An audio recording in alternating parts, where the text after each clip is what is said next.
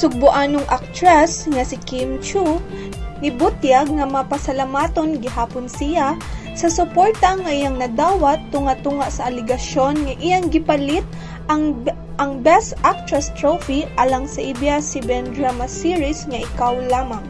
Sa interview sa Aquino Anabunda Tonight niadtong Miyerkules, si Kim nahimong emotional tungod sa mga aligasyon nga daw iyang gipalit ang award sa 20th PMPC Star Awards for Television niadtong Domingo sa Pasay City.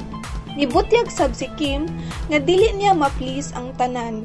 Dugang niya nga sobra na ang social media karon ug sa kadugay niya sa showbiz industry nasakitan siya sa mga aligasyon batukan niya. Bisan pa man sa mga negatibong mga mensahe nga nadawat ni Kim, mapasalamaton gihapon siya sa suporta sa iyang mga fans, sa ABS-CBN ug sa iyang pamilya.